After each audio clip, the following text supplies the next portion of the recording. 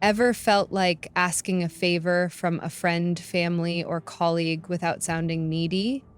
Well, in today's video, I bring you 10 psychologically polite ways you can do it without sounding desperate.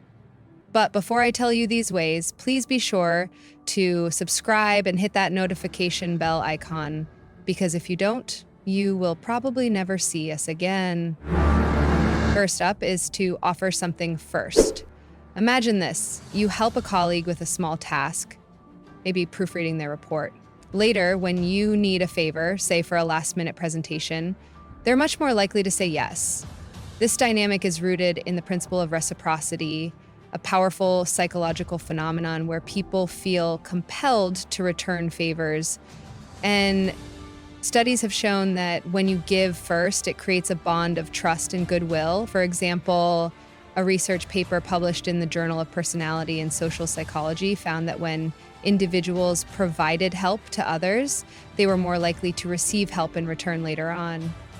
It's all about creating a little social contract by offering assistance before making your request. You not only increase the chances of a favorable response, but also foster a sense of community. People appreciate when their efforts are acknowledged. So next time you're thinking about asking for help, consider how you can first lend a hand, whether it's sharing a resource, offering your expertise on a topic, or simply being there to listen. These small gestures can lay the groundwork for future favors. Moreover, think about the long-term impact of these interactions. When you establish a pattern of mutual support, you cultivate a network of relationships where favors are exchanged freely and without hesitation. This approach not only helps you in the moment, but also strengthens your connections for the future. Remember, relationships are built on trust and support, and offering something first is a fantastic way to kickstart that process. Number 2, highlight commonalities. Let's say you're chatting with someone new at work and discover you both love hiking. When you ask them to join you for a weekend adventure, mentioning this shared interest makes your request feel more personal. It's all about building rapport. Did you know that research shows people are more likely to help those they perceive as similar to themselves? According to social psychology, when we identify common ground, it fosters a sense of trust and connection. This phenomenon is known as the similarity attraction effect. The more we see ourselves in someone else, the more inclined we are to assist them. For instance, if you discover that both of you enjoy the same TV show, you might say, "Hey, I loved the last episode of / show name, didn't you? By the way, would you be able to help me with specific task?" This approach not only makes your request feel more natural, but also reinforces your bond. Moreover, people are more likely to comply with requests from those they perceive as friends rather than strangers. A study published in the Journal of Personality and Social Psychology found that simply highlighting shared interests can increase the likelihood of compliance by up to 50%.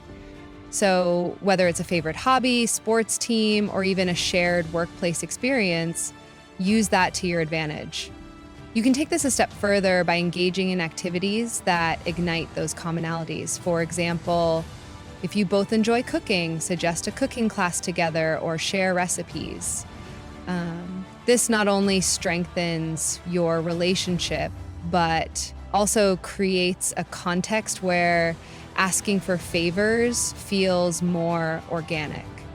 Additionally, consider how you frame your request. Instead of just jumping into the task at hand, start by reminiscing about your shared experiences. For example, remember that time we went hiking and got lost? It turned into such an adventure. Speaking of adventure, I could really use your help with this project. This technique not only lightens the mood, but also makes the other person feel more involved in your narrative. Finally, always be mindful of the other person's interests and preferences. Tailor your requests to align with what you know they enjoy or value. If they are passionate about community service and you need help with a charity event, frame your request in that light. For instance, "I know you love giving back to the community. Would you be interested in helping me organize this event?" This way, you're not just asking for a favor, you're inviting them to be part of something they care about. Um, and this way, you're not just asking for a favor, you're inviting them to be part of something they care about. So remember, highlighting commonalities is about creating connections. The more you engage in meaningful conversations that reveal shared interests, the easier it becomes to ask for favors down the line. Coming in at 3 is using flattery. A genuine compliment can go a long way. When you express admiration for someone's work, it fosters a positive atmosphere. Research shows that people are more likely to comply with requests when they feel appreciated. For instance, telling a colleague, "I really admire how you handled that last project.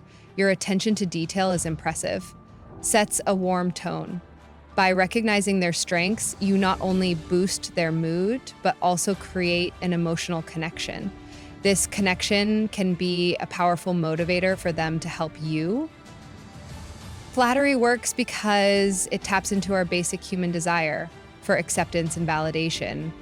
Studies indicate that when we receive compliments, our brain releases dopamine, the feel-good hormone, making us more inclined to respond positively to requests. However, it's essential to ensure that your compliments are sincere and relevant. Over-the-top flattery can come off as disingenuous and may raise suspicion. Instead, focus on specific attributes or achievements. For example, "I was really impressed by your presentation skills during the last meeting. The way you engaged the audience was remarkable," is much more effective than a vague "you're great." Moreover, timing matters. Complimenting someone just before making a request can create a favorable context, is often referred to as the buttering up technique. In a workplace setting, this approach can help you build a collaborative spirit, making it easier for colleagues to support each other. Let's not forget the power of mutual respect. When you appreciate someone's efforts, it establishes a foundation of trust. People are generally more willing to help those they feel a connection with. This is particularly true in team environments. In addition, consider the cultural context of your compliments. Different cultures have varying norms around flattery. In some cultures, direct praise is welcomed, while in others it may be seen as excessive. Being aware of these nuances can help you navigate social dynamics more effectively. So, next time you need something from someone, think about how a well-placed compliment can pave the way. It's not just about buttering them up, it's about creating a positive interaction that encourages collaboration. Remember, the goal is to make the other person feel valued and appreciated, which in turn makes them more likely to want to help you. Fourth on our list, ask in person. Research shows that requests made face-to-face are often more successful than those sent via email. A study published in the journal Psychological Science found that people are generally more responsive to direct requests. This can be attributed to several factors, including nonverbal cues like body language and eye contact, which can create a connection that emails simply can't replicate. And now, why does this matter? When you're physically present, you can gauge the other person's reaction in real time. If they seem hesitant, you can adjust your approach or provide reassurance. Additionally, people are more likely to feel a sense of obligation when they're asked in person, as it tends to create a more intimate and personal interaction. Think about it. When you look someone in the eye and make your request, it conveys sincerity and earnestness. You're not just another name in their inbox. You're a person with whom they have a shared context. So, next time you need a favor, try catching someone in the office, at a coffee shop, or even during a break, instead of firing off an email.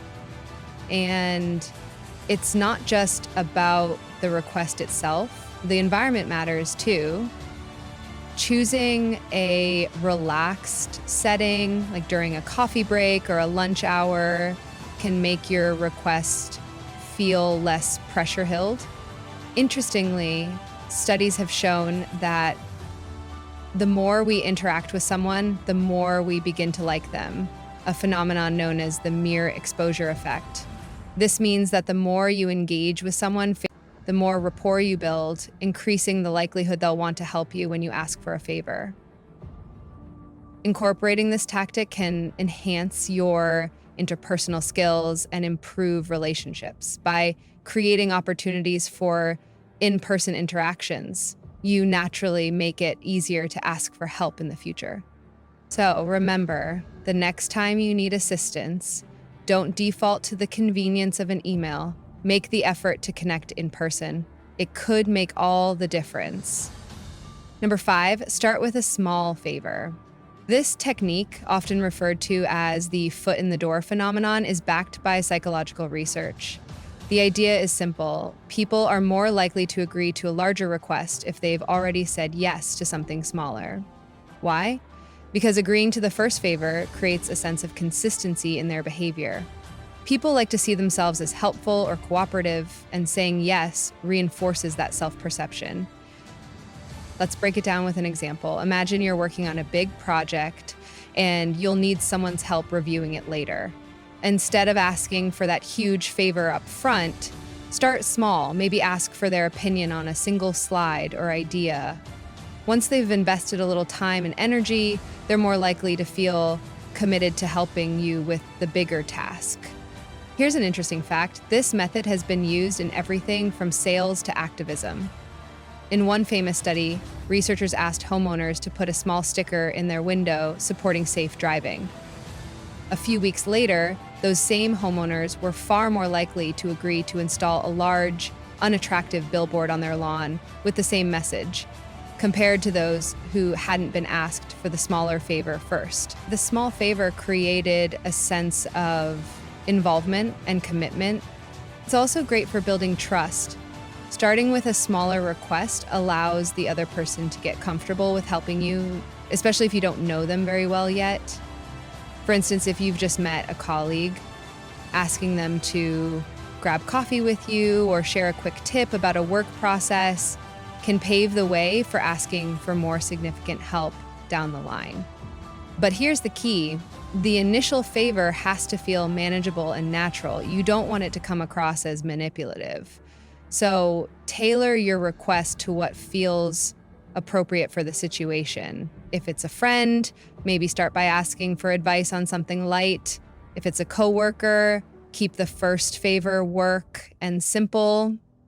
Another benefit of starting with a small favor is that it builds a sense of reciprocity. When someone helps you out, they might not even realize it, but they're opening the door to feeling more connected to you. This is because humans tend to value relationships where there's an exchange of goodwill. By starting with a small favor, you're initiating that positive cycle of give and take. And here's a fun tip. You can even use this method to strengthen existing relationships. For example, asking a friend to help you pick an outfit for an event or weigh in on a small decision can make them feel valued and included. Later, when you ask for something bigger, they'll already feel invested in your success. The psychology behind this is fascinating, but it's also practical. So next time you're hesitant about asking for a big favor, remember, start small. Not only does it make the other person feel more comfortable, but it also increases your chances of a yes when it really matters. And number 6, always provide a reason. This tip is deceptively simple but incredibly powerful. It's rooted in human psychology. People are far more likely to agree to a request when they understand why it's being made, even if the reason isn't particularly compelling. The magic lies in the word because. Let me explain. With a famous study conducted by Harvard psychologist Ellen Langer. In the experiment, researchers asked participants if they could cut in line to use a photocopier. When the request was made without a reason, "Can I use a copier?" about 60% of people agreed. But when they added even a weak reason, "Can I use the copier because I need to make copies?" compliance shot up to 93%. And the reason itself wasn't groundbreaking. It's obvious that people need a copy to make copies, but the simple act of providing a reason made all the difference. So how does this apply to asking for favors? Let's say you need someone to help you with a report at work. Instead of saying, can you help me with this report? Try, can you help me with this report because I'm overwhelmed with other deadlines?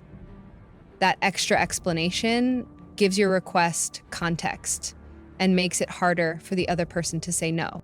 Providing a reason also taps into the principle of reciprocity. When you explain why you need help, it shows vulnerability and honesty. People generally appreciate transparency and they're more likely to empathize with your situation. For instance, if you ask a friend to drive you to the airport, saying, "Can you drive me to the airport because my car broke down?" makes it clear that you genuinely need assistance, not that you're just being lazy. Another fascinating aspect of this technique is how it builds trust. When you provide a reason, you're not just making a request, you're opening up a dialogue. This can strengthen your relationship with the other person because it shows that you value their understanding. For example, if you're asking a neighbor to watch your dog, explaining, "Could you watch my dog because I'll be out of town for an emergency," helps them see the importance of their involvement. But here's the trick. Your reason doesn't always have to be overly dramatic. Even simple, everyday reasons work.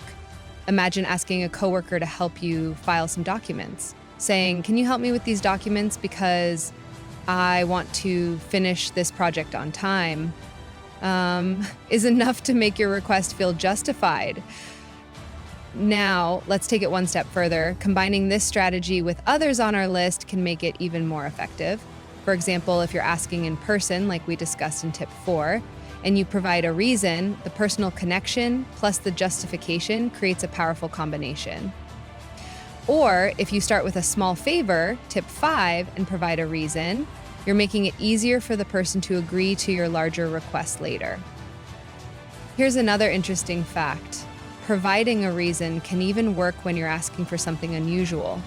In one study, researchers found that when people gave a reason for borrowing something unconventional, like asking for a stranger's cell phone, they had a much higher success rate.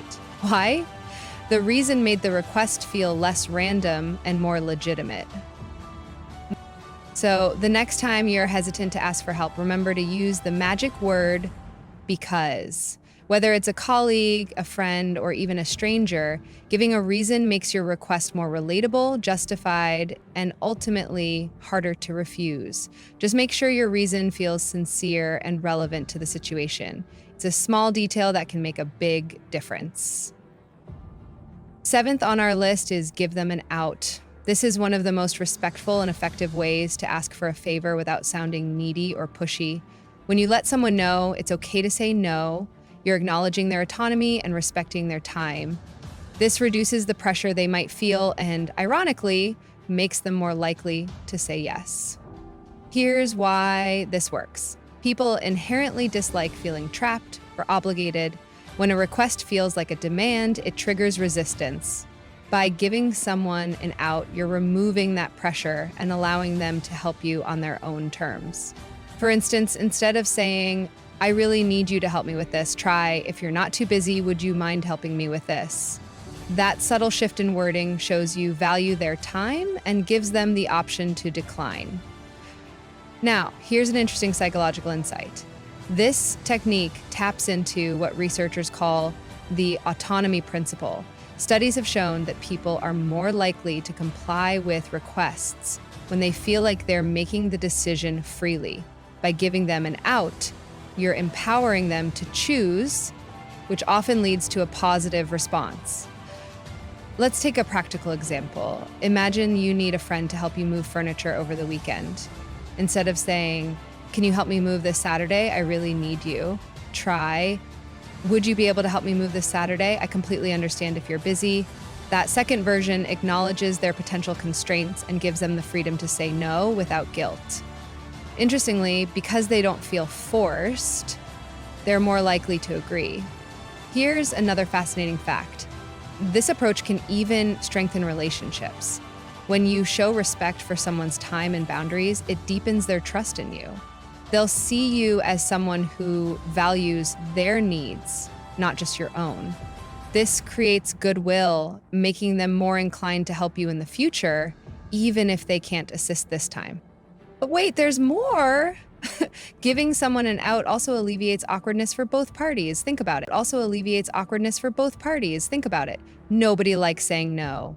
If you make it clear that it's okay for them to decline, you're reducing the social tension around the interaction. For example, instead of saying, can you proofread my report by tomorrow? You could say, would you be able to take a quick look at my report by tomorrow? If not, no worries at all. That simple addition of no worries makes all the difference. This technique is particularly useful in professional settings. Let's say you're asking a busy colleague for assistance. A phrase like, if you don't have the bandwidth right now, I totally understand, shows that you're aware of their workload and respect their time. This approach not only increases the likelihood of them helping you, but also enhances your professional reputation as someone considerate and understanding. And here's a pro tip. Combine this strategy with gratitude, which we'll cover in tip 9. Even if the person can't fulfill your request, thanking them for considering it leaves a positive impression. For example, thanks so much for even thinking about it. I really appreciate it. This keeps the door open for future favors and strengthens your relationship. Interestingly, giving someone an out isn't just about being polite, it's also about being strategic. People often feel a psychological need to reciprocate kindness. When you show that you're willing to accept a no, they might feel even more compelled to say yes because they appreciate your understanding. So, the next time you need a favor, remember to phrase your request in a way that gives the person an easy out. It's respectful, thoughtful, and coming in at number 8 is be considerate of their time. This one might seem like common sense, but it's often overlooked. When you're asking for a favor, it's crucial to acknowledge the other person's schedule and priorities. Everyone is busy, and respecting their time not only increases your chances of getting a yes, but it also strengthens your relationship by showing that you value their efforts. Let's break this down. Imagine you're asking a coworker to help you with a project. If you approach them last minute and say, "Can you help me with this right now?" it can come off as inconsiderate. Instead, if you say something like, "I know you're busy, but could you help me with this next week when you have a little more time?" You're respecting their current workload and giving them the space to fit your request into their schedule. This small adjustment in how you phrase your favor can make a huge difference. Here's an interesting fact. Studies show that people are more likely to agree to a favor when it feels less disruptive to their routine. If you can frame your request in a way that minimizes the inconvenience, like asking for a specific time when they're free, it boosts your chances of success. For example, instead of saying, "Can we talk about this whenever you're free?" Try, "Would you have 15 minutes on Friday afternoon to discuss this?" Being specific shows that you've thought about their time and helps them plan accordingly. Another key aspect of this tip is timing. Timing is everything. If you know someone is swamped with deadlines, asking for a favor at that moment is likely to backfire. Pay attention to their schedule or ask them when it might be a good time. For instance, saying, "I know this is a busy week for you, but would it be possible to help me out next week?" Acknowledges their workload while still making your request. Here's a fun fact. Research from Harvard Business School suggests that favors requested well in advance have a higher likelihood of being granted. Why? Because future commitments feel less overwhelming than immediate ones. When you ask someone for help far ahead of time, they're more likely to feel they can accommodate your request, even if they're busy later. Being considerate of someone's time also involves understanding the scope of what you're asking. If your favor is too broad or unclear, it can feel overwhelming. Instead, break it down into manageable parts. For example, instead of saying, "Can you help me get this entire project done?" you could say, "Can you review this one section of my project?" It's a smaller, more precise request that feels easier to say yes to. Now you might hear from someone like, What, you want me to do the scope of this entire project and set smaller goals so you can say, you know, another practical tip is to do some of the heavy lifting yourself before making the request. For instance, if you're asking a colleague to review your presentation, make sure it's polished and organized. This shows that you respect their time by minimizing the effort they need to put in. People are more willing to help when they see you've already put in the work and aren't just offloading everything onto them. And here's another way to be time considerate. Offer flexibility. If someone feels like they have control over when they help you, they're much more likely to say yes.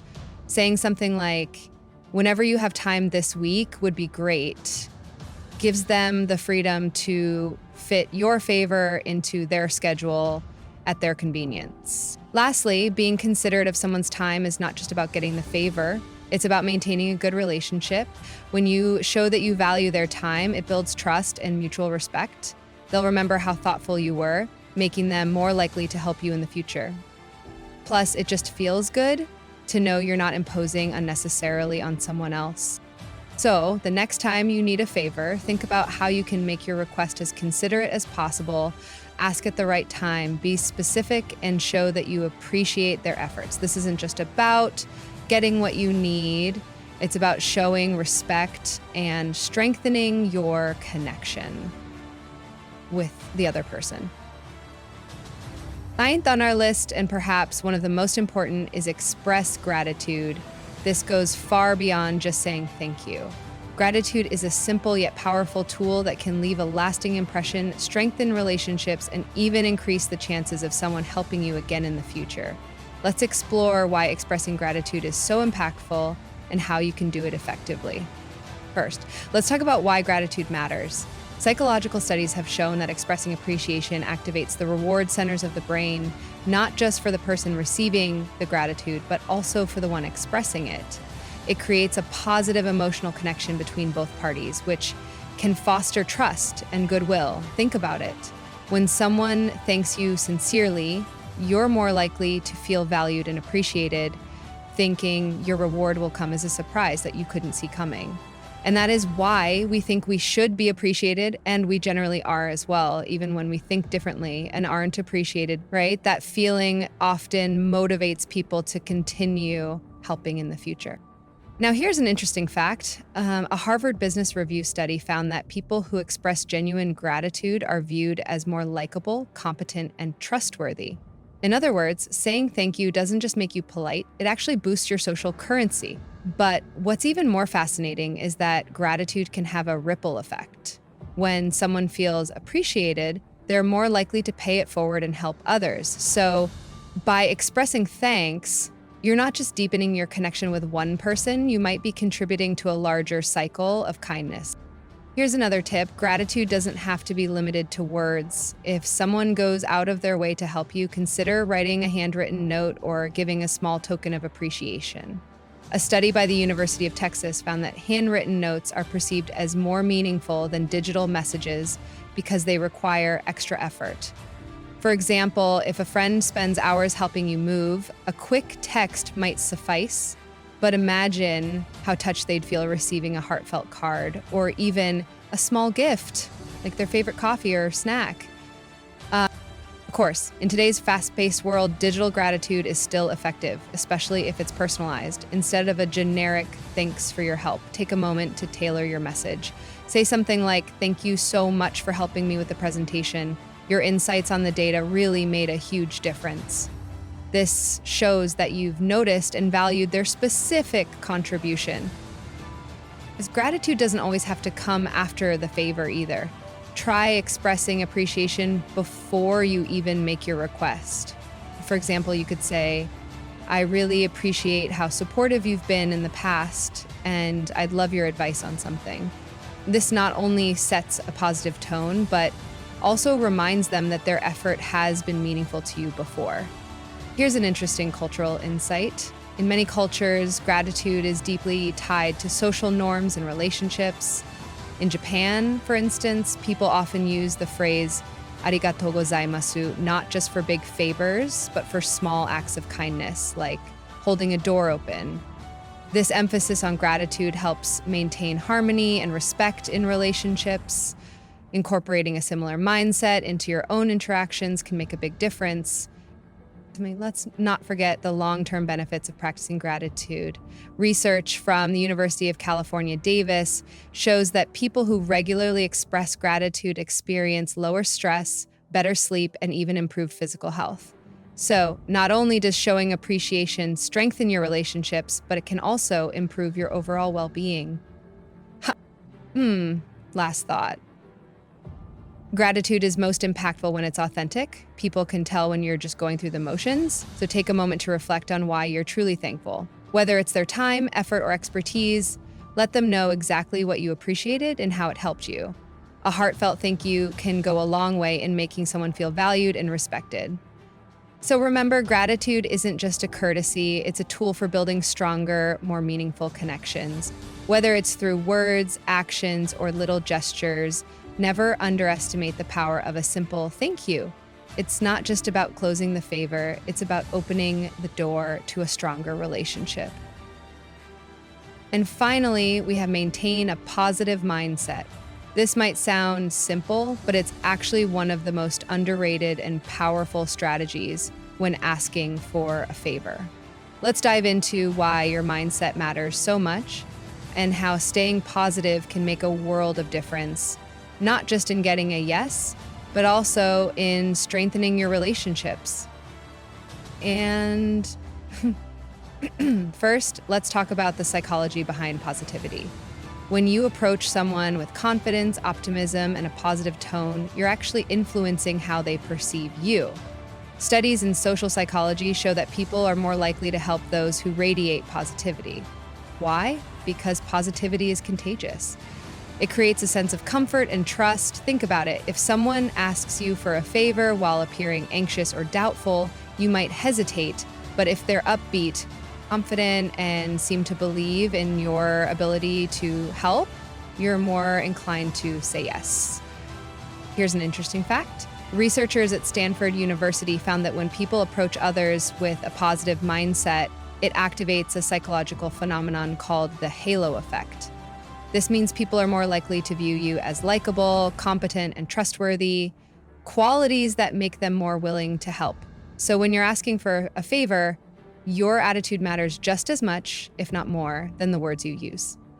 Now, how do you actually project a positive mindset? Start by focusing on your body language. Nonverbal cues like maintaining eye contact, smiling, and standing with an open posture can make a huge difference. For example, when you smile while asking for a favor, it creates a sense of warmth and sincerity. But positivity isn't just about how you look, it's also about how you sound. Use an uplifting tone of voice and avoid sounding hesitant or apologetic. Instead of saying, "I'm so sorry to bother you," try, "I'd really value your help with this." See the difference? One sounds like a burden, the other sounds like an opportunity for collaboration. Part of the key to maintaining a positive mindset is managing your own inner dialogue. Before you even ask for the favor, take a moment to reflect on why you deserve their help. Remind yourself that asking for help isn't a sign of weakness, it's a sign of strength. In fact, studies show that people are often happier to help than we give them credit for. Asking for a favor can actually strengthen bonds and make the other person feel valued and trusted. Here's a quick exercise. Before you ask for a favor, write down 3 things you're grateful for about the person you're asking. This simple practice can shift your mindset from one of worry to one of appreciation. When you approach someone with genuine gratitude and positivity, it changes the tone of the entire interaction. And don't forget about how positivity influences the way you frame your request. Instead of focusing on potential obstacles, emphasize the benefits. For example, instead of saying, "I know this will take up a lot of your time," try saying, "I think your input could make a huge difference in bringing this idea to life." When you frame your request in a way that highlights the value of their contribution, it makes them feel empowered. And let me share an interesting anecdote. There's a well-known story about Thomas Edison, the inventor of the light bulb. When Edison faced failure after failure during his experiments, he maintained a positive mindset, famously saying, I have not failed. I've just found 1,0,0,0,0 ways that won't work. His optimism inspired his team to keep helping him despite the challenges. While your request may not involve inventing a light bulb, the principle is the same. Positivity inspires cooperation. Finally, remember this: positivity isn't just about influencing others, it's about helping yourself. When you stay optimistic, you're less likely to feel discouraged if someone says no. Instead of taking it personally, you can view it as an opportunity to ask someone else or try again later. This resilience allows you to maintain strong relationships and keep moving forward without dwelling on rejection. So, the next time you're asking for a favor, check your mindset first. Replace doubt with confidence and fear with optimism. Believe in the best possible outcome, and you'll be amazed at how much more effective and fulfilling your interactions will be. Remember, people are drawn to positivity, and the simple shift in your attitude can make all the difference. There you have it, 10 polite ways to ask for a favor without sounding needy. Remember, effective communication is key, and using these strategies can help you build stronger relationships. If you found this video helpful, don't forget to like, subscribe, and hit that notification bell for more insightful content from IQ Factory. Thanks for watching, and see you next time.